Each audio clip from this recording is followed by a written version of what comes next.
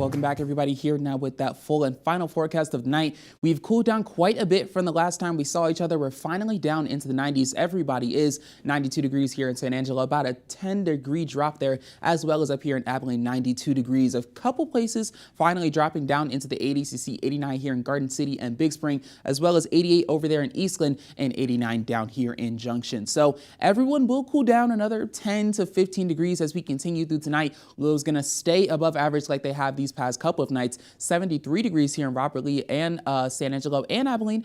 A lot of places up here at 71 degrees, Eastland, Coleman, Brownwood, as well as Comanche right behind me, and some areas down here in the Concho Valley, a little bit cooler in the upper 60s, 69 in Mason, 68 from Ozona all the way out to Menard and Junction. But when we look at tomorrow, we are going to have more elevated fire weather risk. It's overtaking most of our area, just aside from Kimball, Sutton, and Mason counties. But even if you're in those counties and not within the polygon, I'd still recommend taking precaution, most likely because there might be burn bans in effect, and you still have all of the conditions necessary, like the drought and the dry conditions and the strong winds that'll be coming through. So temperatures over these next couple of days, we're going to continue to see this heat in the triple digits as we wrap up the work week. But once we get into Saturday morning, we'll finally see this cold front take action. Very slow action, albeit, but action nonetheless, and it'll cool us down, bring us out of the triple digits for the next little while.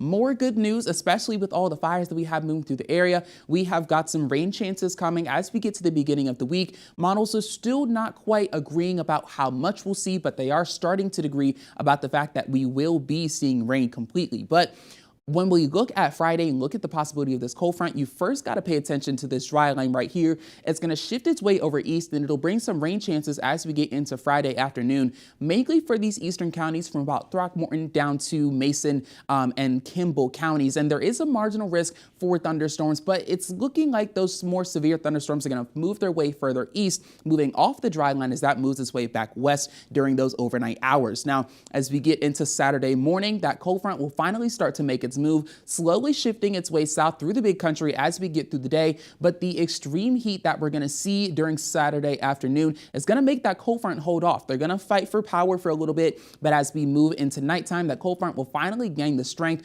to continue its way through the south, getting through the I-10 corridor before we get into Sunday morning. And as we get into Sunday afternoon, we have the possibility of seeing those rain chances. That's when it begins, and we could continue to see them as we get through late Tuesday. So your 7-day forecast, we've got 2 more days of this extreme heat. Saturday's still going to be a pretty hot day though, but Sunday will finally cool down into the 80s, and we'll see temperatures stabilize as we get through the week.